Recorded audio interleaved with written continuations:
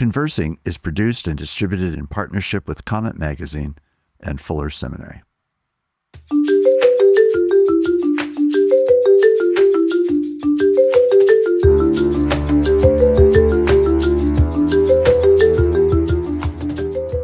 I'm Mark Labberton. Welcome to Conversing.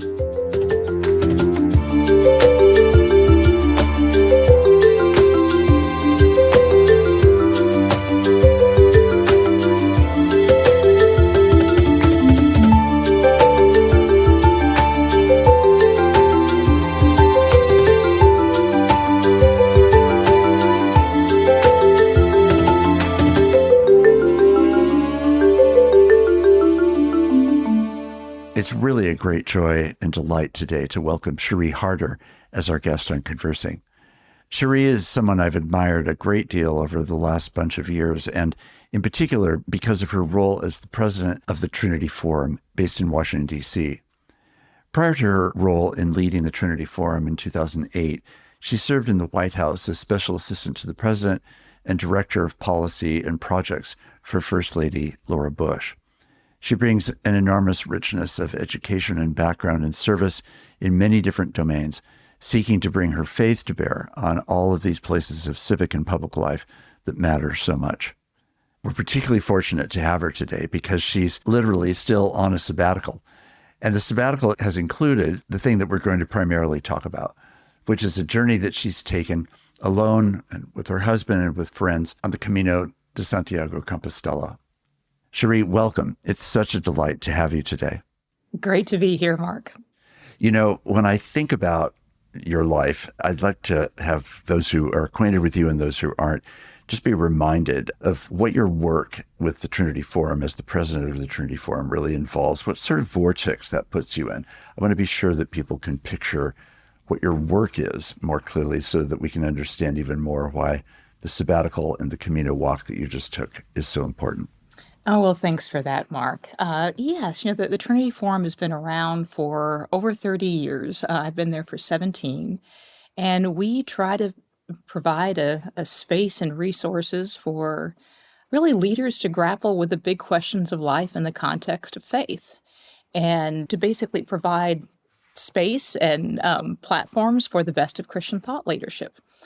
And at this particular time, there has been a lot of contention over what Christian ideas about how we interact in public, what the implications of our faith and Christian ideas about society, how they play out, how they should play out, what it means to love one's neighbor, what is owed to nation, to the other, to our enemies.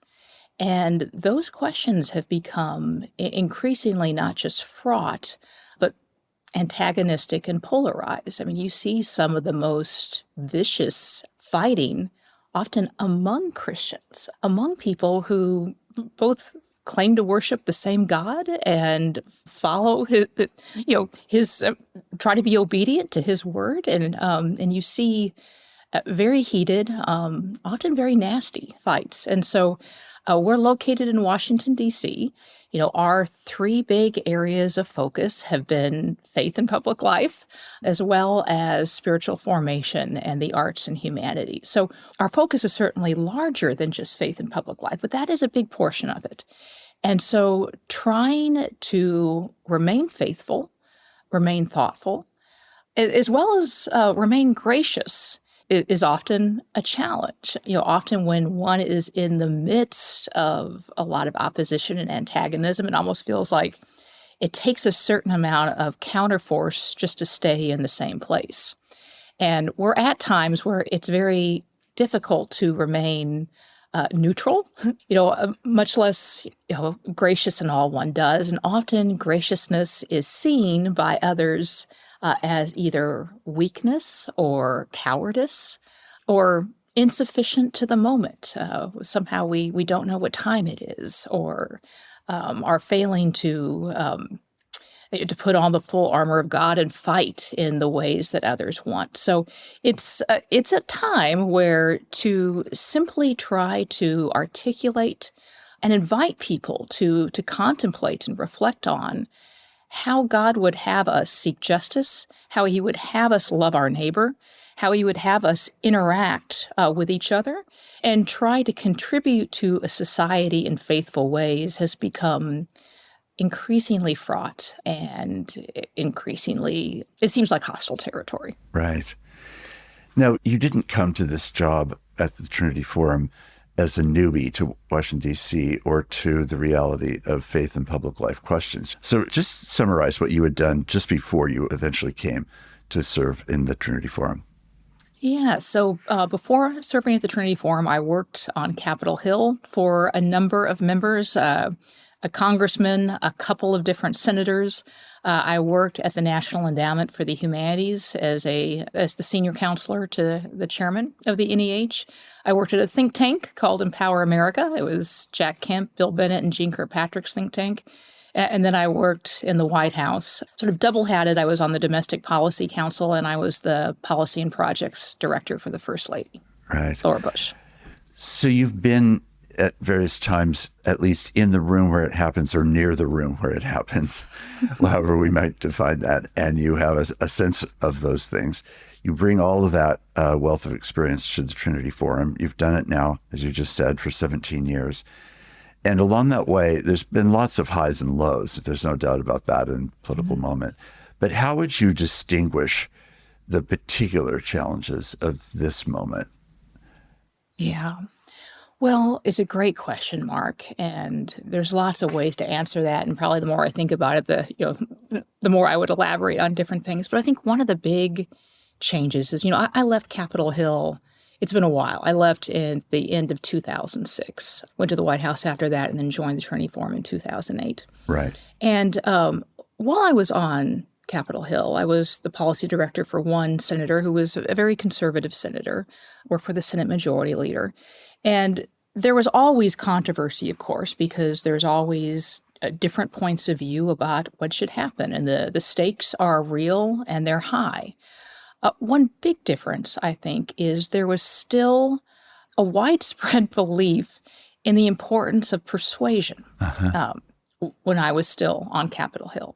One of the things I would often do for the senator that I served as policy director for is envision and create or set up different hearings to explore different issues. And part of the thought was if you basically kind of set the table and you make an argument, you bring the right experts, they say the right things, you're essentially making an argument both to your other members, but also to the American people, like, here's why this is a good thing to do.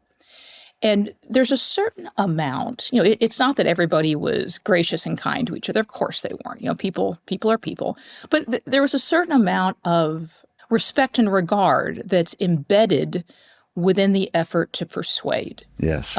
It takes other people seriously. It assumes that they are reasonable and open to persuasion. It's a very different posture than seeking to dominate, humiliate, and pulverize in a sense.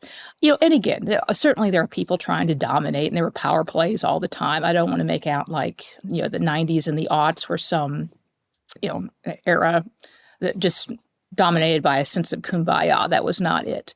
But there was a sense of a need to persuade and a recognition that the person who is your opponent on this particular bill may be your ally on the next. There was also, I think, a greater sense of shared assumption about the importance of the rule of law, the importance of maintaining relationships simply because, your opponent this time might be your ally the next. And so, often senators were mocked for starting out a speech with, the distinguished member from the great state of whatever it was, and all of the platitudes and, compliments ladled on at the beginning. But in a way that served an important purpose in that, I think we're much more likely to react when our pride or vanity is pricked than even when our ideals are assaulted. Mm-hmm. And by essentially showing personal courtesy, it made it much more likely that work would happen, that progress would be made, that, a compromise or an agreement could be reached.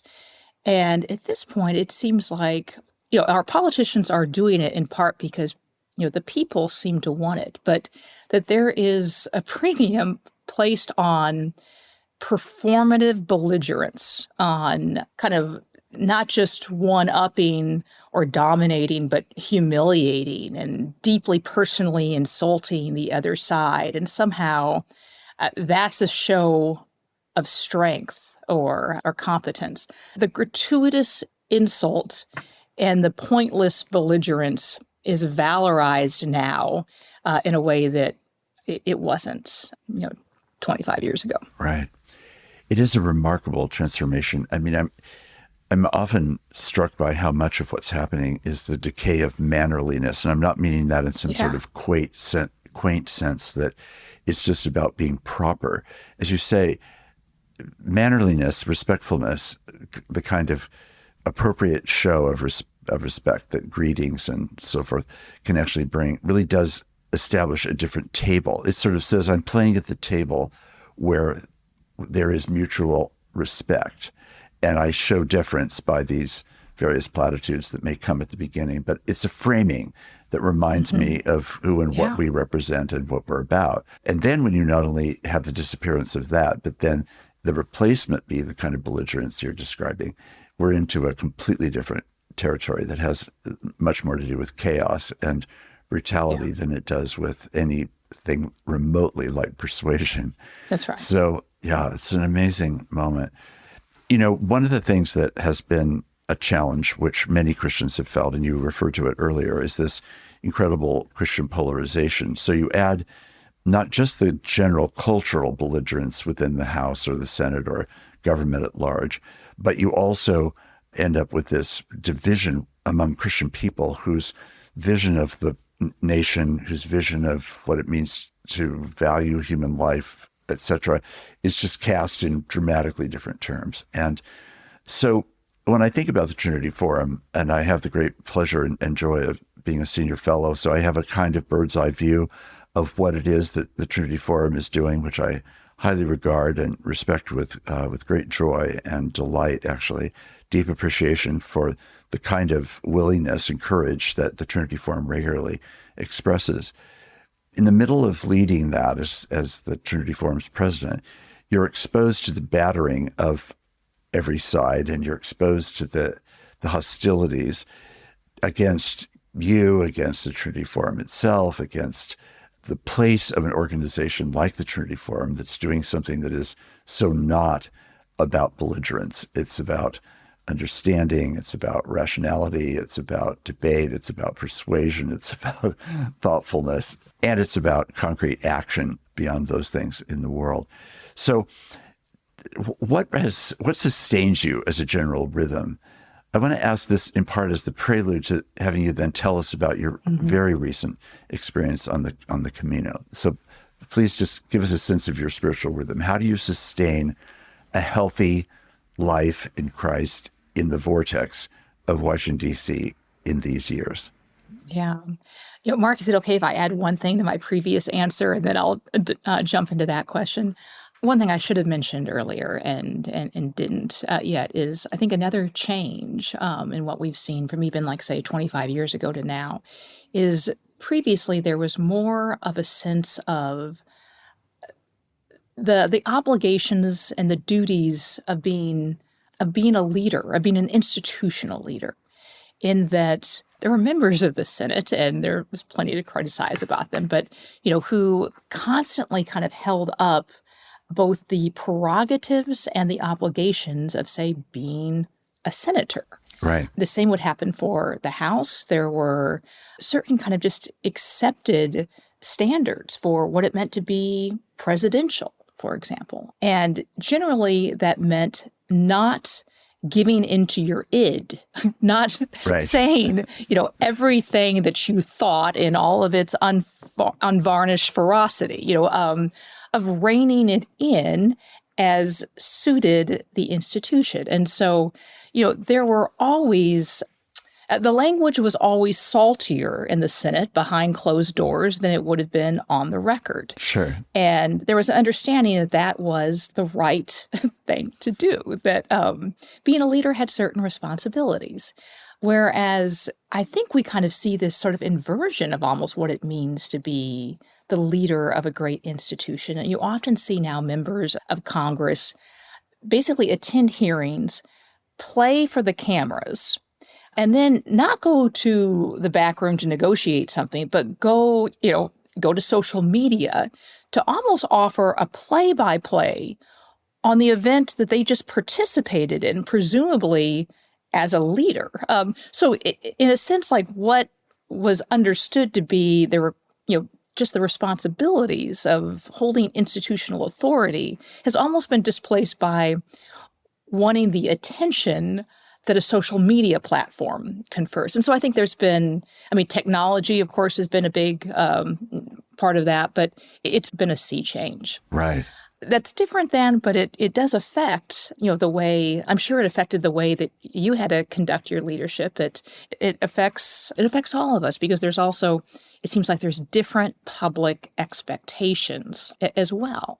People want and often confuse publicity with effectiveness.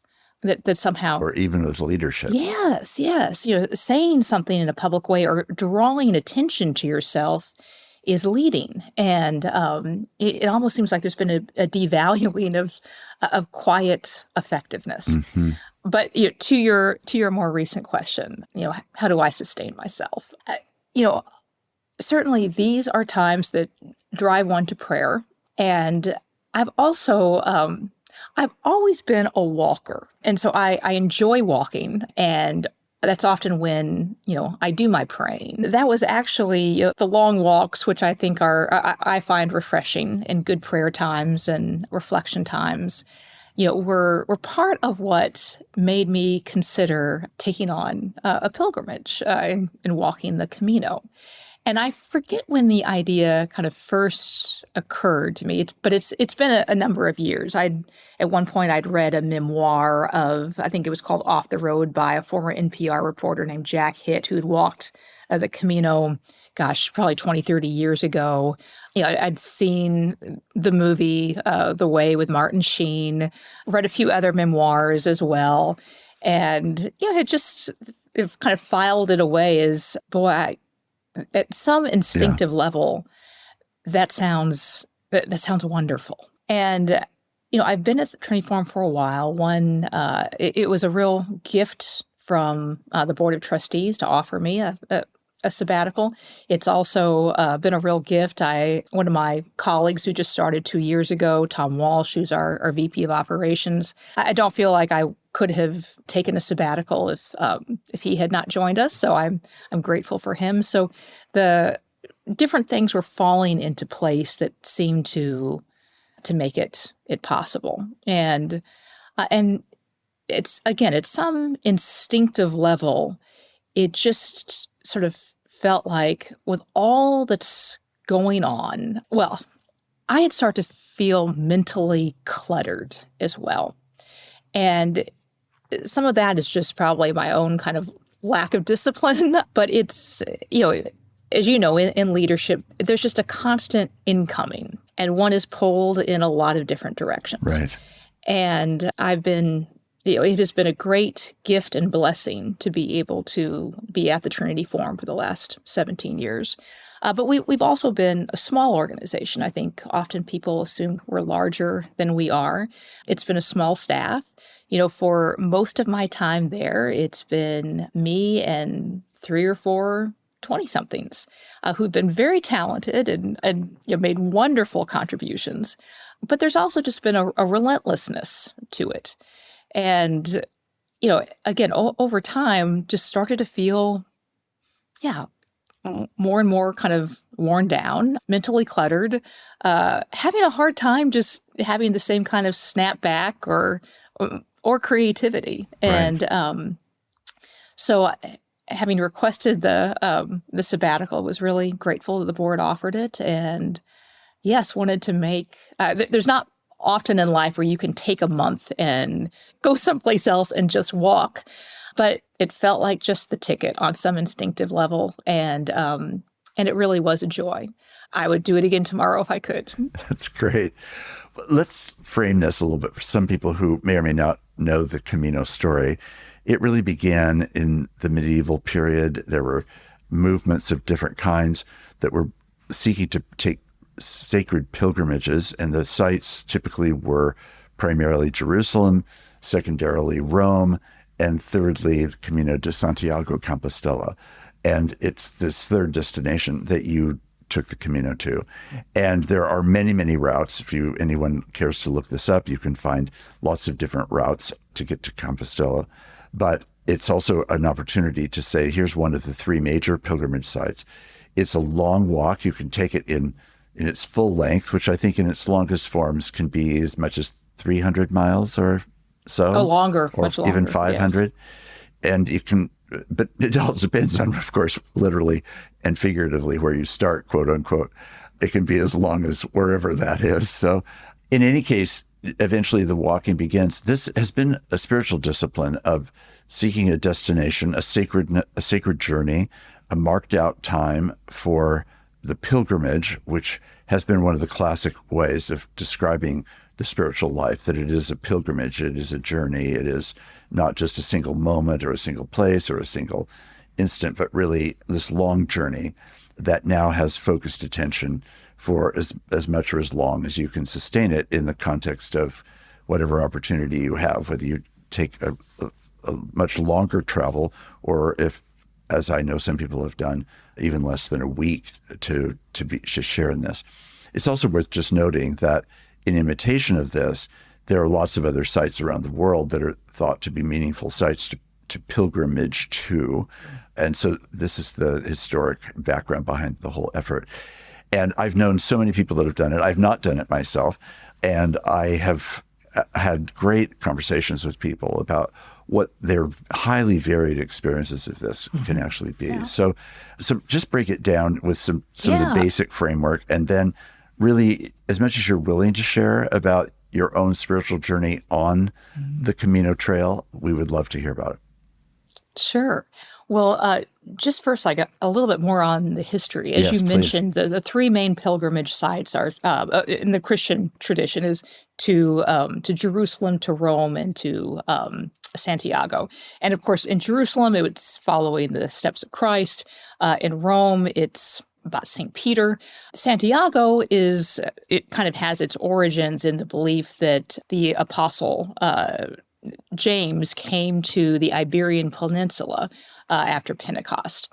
And Santiago is essentially Saint Iago, which I guess is the kind of derivative of James. So the idea is that he came to the Iberian Peninsula, according to legend, was not all that successful, went back, to Jerusalem in around, 43, 44, was beheaded by Herod. The legend has it that his friends sent his body back to the Iberian Peninsula. It basically was received in a town called Padrón, which is a coastal town near where the Santiago is now, and essentially kind of hidden away. And then apparently in the 9th century BC, again, the legend has it that I think it was a shepherd or a hermit saw a sea of light and stumbled upon St. James' grave, and the bishop at the time authenticated that and then built a cathedral around it. And because Santiago, Rome, and Jerusalem were the three main pilgrimage sites, during medieval times, that was where different pilgrims could also get absolution and for their sins. So there was a very powerful incentive for pilgrimage. So people have been doing it for various reasons for over a millennia. And obviously in the beginning, it was almost all Catholic believers, again, wanting to see the relics, wanting to have absolution for sins or pardons. And there were obviously some, or not surprisingly, some corruptions or abuses that grew out of that. And so pilgrimage fell into some, it became less of a thing with the Reformation. But Pilgrim's Progress, written by the Puritan John Bunyan Right. in the 17th century, helped save it. And there were even, at one point, apparently, in John Adams' journals, he recorded regretting not being able to take the time. I guess he landed at one point in Galicia, was going to Paris, wish he had been able to walk the Camino. So, now pilgrims, when they finish and they register in the Santiago office, they're often asked, are you doing this for religious reasons, cultural reasons, or other? And people have all sorts of reasons. I met people from a whole variety of faiths and none while I was walking, but it's been growing in popularity recently, which doesn't feel like a surprise, and that the gifts it offers, I think, are at such contrast to everyday life. Right. But, the way it's sort of set up now is, as you said, there's lots of different paths, lots of different trails. The main trail is the Camino Frances, which starts in France and goes west across Spain, ending in Santiago. And that's probably the oldest, the most storied. That's where most pilgrims walk. I actually took a slightly different route. I took the Portuguese route. So and most Portuguese pilgrims start in Porto and then walk north to Santiago, and that takes about 2 weeks or so. I started further south in Lisbon. So the full journey for me, I skipped a few towns. I started out with my husband and then continued on with a friend. And then from Porto on, I walked solo. So I skipped a few towns, but it would have been, I want to say, like close to 500 miles. The Frances is, I think closer to 650 or so. There are longer paths and there are shorter paths, but they all converge in Santiago. So I started in Lisbon. Walked the first week with my husband. The first week, it was certainly a lot to get adjusted to. The path out of Lisbon is not all that well marked. The first few days, it was not particularly beautiful scenery. Like you're walking on roads for the most part, often through industrial areas. Trying to follow painted on yellow arrows, which are often the paint is flaked off or it's, very obscure. Right. So, it's a bit of a scavenger hunt. There are different apps that can help you kind of find your way. And then in Coimbra, met up with a friend. She and I walked from Coimbra into Porto, and then from Porto on, walked solo. So I walked about 300 miles or so over the course of the last month. Right. And, I'll note that different people take different approaches to pilgrimage. Lots of people will carry everything that they have for the journey on their back. Yes. And stay in hostels or albergues. I chose not to carry everything. I actually had a suitcase not a head, which a lot of other pilgrims choose to do. I had no regrets about that. And so I wasn't trying to maximize the suffering. I usually walk with a day pack rather than a full pack. But, found that one of the really lovely things about the Camino was just, one, the simplicity and the rhythm of it. Right. One woke up early. I used a luggage transfer service. You had to have your bag, out, ready to go at 8 a.m., and, especially for, I'll say this, like someone who, perfectionist who also struggle with procrastination, which would be me, it was such a lovely antidote to that, because there's no perfect walk, but you have to start. And every day is literally putting one foot in front of the other for a long time. And you spend each day outside, whether it's in sunshine or in rain. And so it's a day of fresh air, a lot of sunshine, seeing new and often really lovely things. I went in May in the first week of June, and walking through Portugal was a delight in that, the lemon and orange trees were in full fruit. All the flowers were blooming. It's a beautiful country. So you're doing that. Another thing I'll mention is there is a sweet spirit of whether it's solidarity or community that seems to attend being a pilgrim. And especially just sort of comparing that to what we often have, certainly here in DC. I sort of thought there's something to be written about a pilgrim sociology, in a sense, right. in that you are in the posture every day continuously of being a visitor, a foreigner in a new land. You're in a position of vulnerability. You're a fish out of water. You have, in some ways, your mission, or since what you're doing, can seem silly or foolish. Why is this random woman walking by herself, through Portugal? Like, that's a curiosity. And yet there's often people who are very gracious, and you're in a position of, essentially receiving and responding, which is quite different than the position one is often in as an organizational leader, being in the mode of trying to make it happen. Trying to stay on top of things, to be forward thinking, to, just like kind of make it all, pursue the agenda, make it happen. Yes, and so yes. there was a lovely relief in essentially kind of both receiving, but also it was, it's a posture where one is both vulnerable but grateful throughout most of the day. You notice beauties and just little bits of loveliness that it's so easy to overlook in the rush of the day-to-day when one has to make things happen. And so it was really, every day was the opportunity to walk, to move, to see, to attend just to what was in front of me. It also really moves one from her head, or one's head, to your body, in that, both for better and for worse. You're very aware of blisters. You're very aware of knee problems and sciatica and just the weight of your pack. Right, right. You're very aware of the need of, I have got to find a cafe to use the loo, or whatever it is.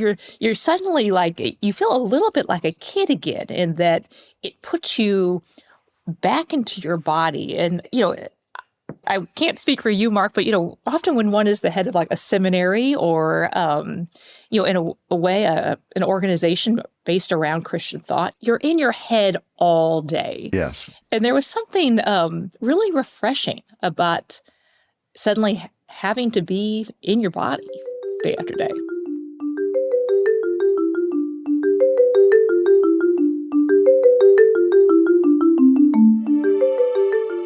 I'm Mark Labberton. Thanks for listening with me.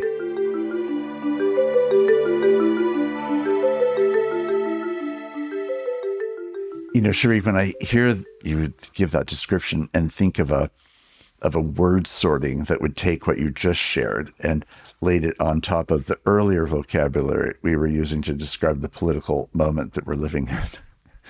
Those two things, they have almost nothing in common, because they are literally unlike one another at some pretty deeply fundamental levels. And the idea of being able to receive this gift, you had the work of the day was simply receiving the day and walking into the day with whatever that day is going to hold. And as you say, step by step, foot by foot, it's an amazing experience. And as you said, just such a beautiful contrast to often the absence of beauty. I'm using that not just aesthetically, but the beauty of simply an engagement, a moment, a pause, a cup of coffee, a sore foot, the proper bandaging, having the right shoes, this, as you say, back in your body. This is the work of the day, and I'm attending to that work day by day by day. And it certainly gets you out of your head, which I'm sure is a piece of why it has been such a spiritual journey. Not because spirituality doesn't engage our mind, which it clearly does, but it's also more than our mind. And it is an embodied spirituality that any kind of pilgrimage brings to mind, whatever religious tradition. And certainly in the Christian faith, believing in an incarnational God who literally entered into pilgrimage in our own human spheres and realities. is a very big part of how we come to understand even the meaning of what God has done in Christ. So I'm curious, as you were having these experiences and talking with people as that appeared appropriate and desirable or not, how did God meet you on the Camino? Mm-hmm. Yeah. Oh, it's a beautiful question, Mark. I'll say several things. One, I will say it was a time of real refreshment, and it felt like a gift and a grace. And I guess one might not think about long distance walking as being refreshing. I really found it so. And I will say I was very fortunate and blessed. Like it did not rain. I did not get blisters. I was unusual that way. There were a lot of people who really, they really struggled physically on the Camino. And, I have a friend in Nashville, he got shin splints, he got injured, he got blisters. He's a big guy. He's the CEO of a medical company. He made it it took him longer, and he made it with the help of friends at the end, who helped, carry his pack. Right. And in some ways, I think some of the lessons and the gifts that he took away from it, are different, in that there was, friendships and a reliance on others. And, so there's a saying that everybody walks their own Camino. It was a time of real refreshment for me. I think a lot of people go on the Camino hoping for an epiphany. And, I would have loved an epiphany. I didn't have an epiphany per se. The friend that I went with, I think she was probably hoping for an epiphany. She'd gone through a deep trauma in her community. She said she kind of left with a metaphor. We had walked through eucalyptus forest where there'd clearly been a forest fire and nothing had been mentioned in the guidebook, but there was all this new growth. And we looked it up and realized later that the fire had happened the same time that the trauma that she'd experienced had. But what was so remarkable is, while you could see all that was burnt, what was most striking is all the growth that had happened since. And it basically kind of felt like it had been a lesson, and right. The damage is real, but so is this new growth that would never have happened otherwise. One of the things that really struck me about the time was how, in a way, how liturgical it felt.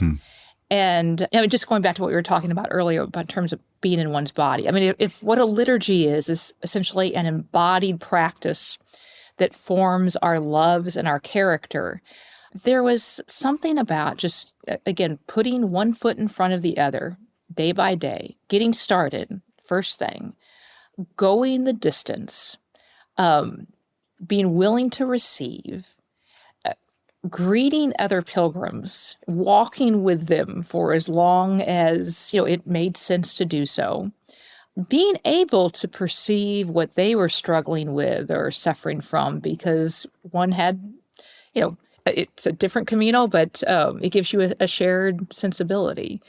And, there's literally a sharing of each other's burdens on the Camino. And the rhythms of life and the assumptions were just so different than normal, day to day. Mm-hmm. And there was rest in it. There was also, it seemed like, frequent, it was almost like an open invitation to both reflection, but also to awe. And, dotting the landscape of both Portugal and Galicia in Spain are all of these little churches, and often big churches too, but they're churches everywhere. And the Camino goes by, it seems like every mile or two there's one. And so there's essentially almost a frequently recurring invitation to and place to pray. And, again, just the rhythms of that was something just really lovely. Like, you're tired and there's an invitation to stop and to pray. Yes. You're tired at the end of the day, and sleep is deep and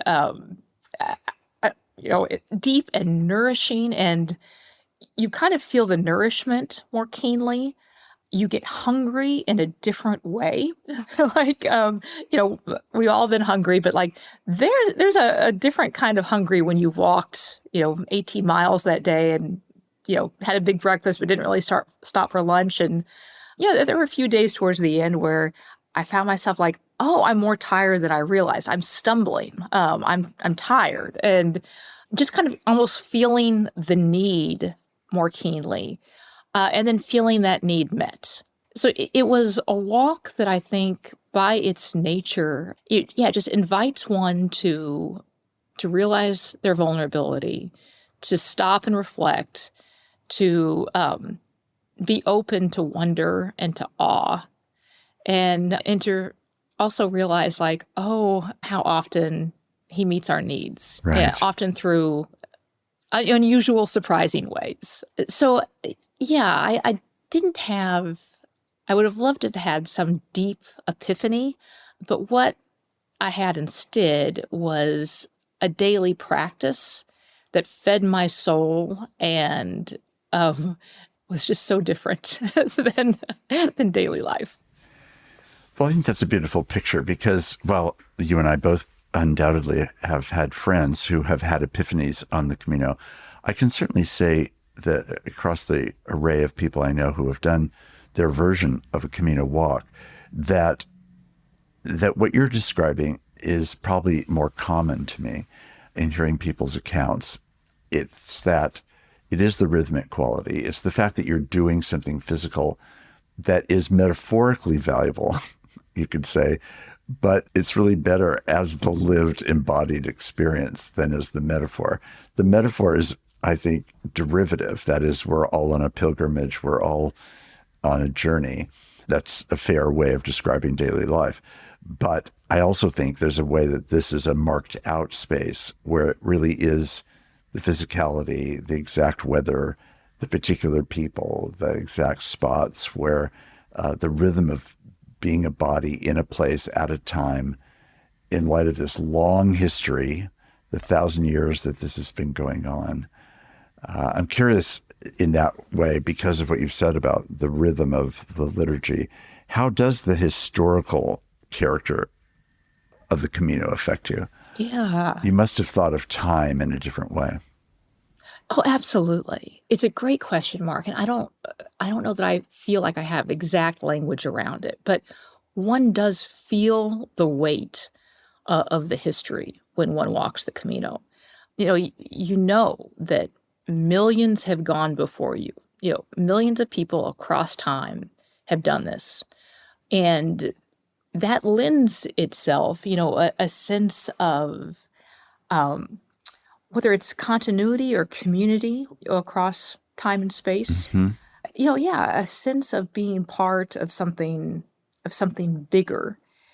And I'll also say this: arriving in Santiago was quite. It was such an interesting experience because at that point, I didn't want the Camino to end. I would have loved to have walked for another week. And I almost felt like, there's more to walk off. I'd love to do this, but Right. But you have to sort of keep going. And, there's all these different paths that converge upon Santiago. And it's, I found it very hard to walk into Santiago not thinking about, I wonder if this is what heaven is like. In that all these people coming from, literally different paths, of Right. life. And the cathedral at Santiago is, there's a lot of little humble churches throughout Spain and Portugal. This is not about humility. This is about glory and awe. It is a beautiful, huge, kind of amazing cathedral. And you all kind of converge in this space.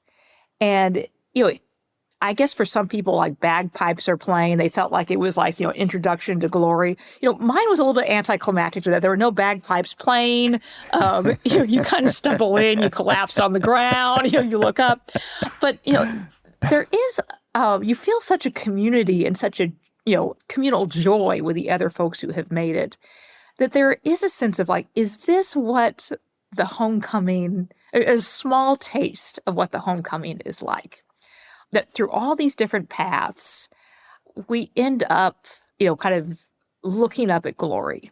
And there was such like, a deep happiness to it. And in some ways, I sort of thought for the folks who had more of an ordeal, and I saw a lot of older folks on the trail where I just want to salute like the mental toughness of it in that, I found it more a pleasure than an ordeal, but it's a challenge. It's not a walk in the park. I mean, there's parts that are a walk in the park, but it keeps going. Right. And, Right. And so for the folks who kind of endured through it all, just that sense of completion, of being there. And as you walk, it is hard not to think about like. The verse about, I'm the way, the truth, and the life. Because the Camino literally means the way. Right. You're following a bunch of arrows, yellow arrows, and you're relying on those. And if you stop following them, or if they were wrong, who knows where you'd wind up? Like I might still be in some rando forest in Portugal, wandering around. You have to rely on direction that is true. And so it's just, it makes you think about certain scriptures differently. And it did seem to me like, oh, this is probably just the tiniest little foretaste of what it means to go home. Cherie, you've very kindly allowed this conversation to happen, not just right after the Camino, but still while you're on sabbatical. So the question I want to ask could puncture that, and I don't really want it to puncture that. In fact, I'm very glad that it continues longer than this and that you will have more to your sabbatical than what you've yet done.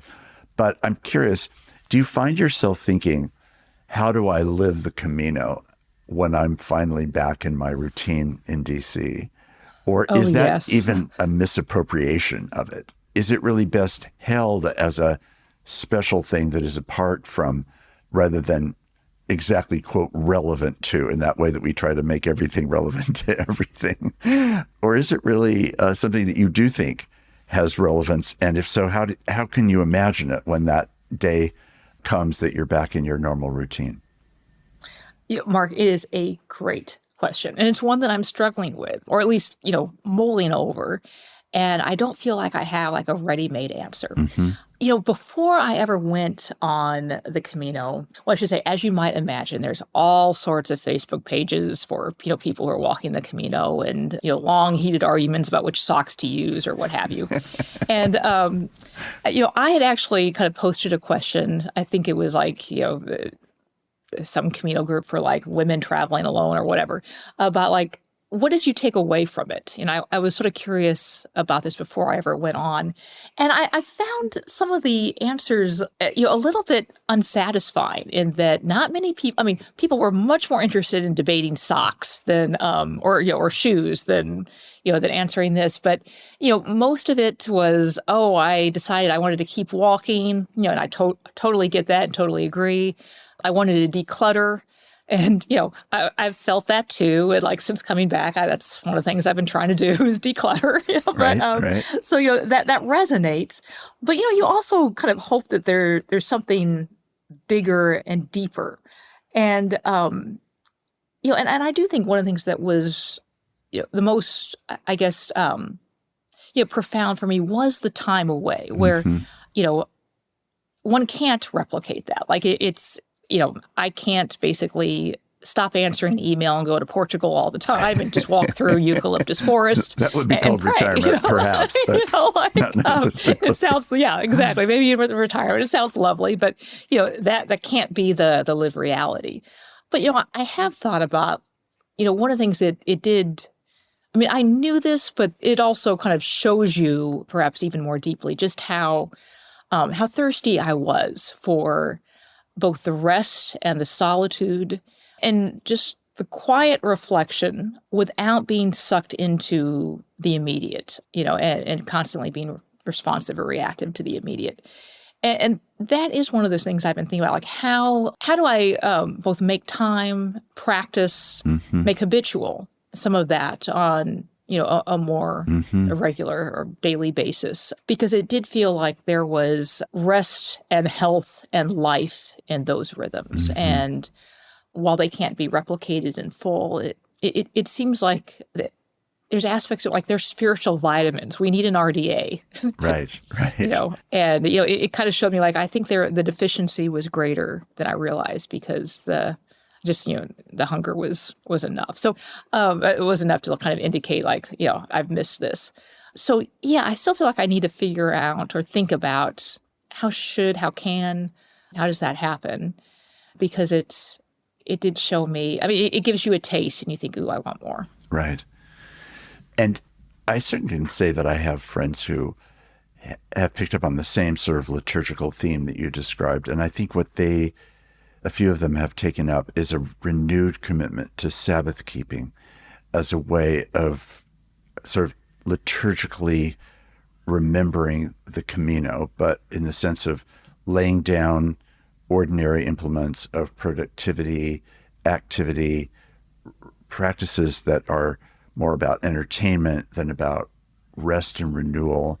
So how do they adopt a sabbatical that is a weekly Sabbath that ends up becoming a way of holding on to a different kind of rhythm, and then trying to build out of that days that are also in their own terms liturgically framed? And I know these things are not one size fits all, and that it's certainly not about having a right or wrong answer to what a person should do about their Camino experience. But I can say that as a person who cares deeply about the Trinity Forum, about you, about the significance of Christian public witness and Christian formation in this exceptionally complicated and fraught time where the body of Christ is at each other's throats, often over the things that would define what faithful Christian practice actually even looks like. The idea of wanting to encourage you and encourage me and encourage other people to think about, we may not be able to make a trip on the Camino, but we have opportunities to figure out rhythms that can be set aside in a way that does fit our life and that can call us into a kind of rhythmic alteration of how we hold time, think about the rhythm of a day, think about the daily hours in classic medieval terms about praying the hours of the day. All of those things are things that can be part of our life, because so much is needed from the body of Christ in this era. So much is needed, and so much is not being given. And so I want to call myself on the winds of your Camino experience. I want to call myself and anyone else that wants to listen in to a renewed set of practices that are not like being on a pathway in Portugal in the midst of sweet smelling flowers and beautiful trees, or hard paths and ups and downs and vigorous exercise, but to whatever the rigor is that we have and whatever the pain that we may work, to a rhythmic practice of being open to the grace and mercy of God to meet us on those roads. Cherie, what would your concluding thoughts be today about this really, really rich and wonderful experience you've had? Sure. Well, a couple of things, Mark. One, for your listeners who are considering undertaking a pilgrimage, I would encourage them to do so. I think they will find it a refreshment to their soul. I think they will learn and discover a lot of things. I think especially in the times that we are in, it will be sort of an unveiling of a new way of being in the world and understanding who our neighbor is. I really do think that there is a certain form of pilgrim sociology that is so counter to the ways that we're currently interacting with each other in civic space. Right now it seems like we have a sociology of dominance, domination, certainly cultural embattlement, and being a pilgrim. One is a stranger in a strange land. One has no pretensions to ruling the place. One is open and receptive to the graces and gifts one receives along the way. And by being open and attentive to them, one realizes just how many there are, which may have escaped notice before. One kind of feels an affinity, a solidarity, a kinship with other pilgrims. And because you're going through a similar experience, you're eager to literally share the burdens. I mentioned a friend earlier who literally other guys helped him carry his pack the last few days. It was the only way to kind of for him to be able to walk. His shin splints were so bad. Like, you literally carry each other's burdens. And it's a different way of being in the world, of understanding or apprehending who your neighbor is and what it means to love them. What it means to kind of to walk the walk. And it seems like it's the sociology of pilgrimage is one we could all use more of now in our public space. Cherie, what a gift to have been given this sabbatical and this Camino, but what a gift you've given us by giving us these windows into the experience. So thank you so much. I hope that we can each find our own Camino way. Thanks, Mark. It's great to talk with you.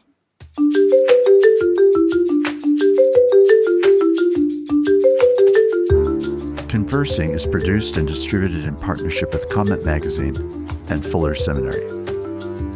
Peter Labberton is our engineer and editor. Evan Rosa is our producer. For more information about Comment Magazine, visit comment.org, where you can subscribe, read the current magazine issue, and browse their archive. Fuller Seminary is an evangelical, multi-denominational graduate institution committed to providing indispensable formational education for diverse Christian leaders everywhere. For information, visit fuller.edu. I'm your host, Mark Labberton. Thanks for listening with me.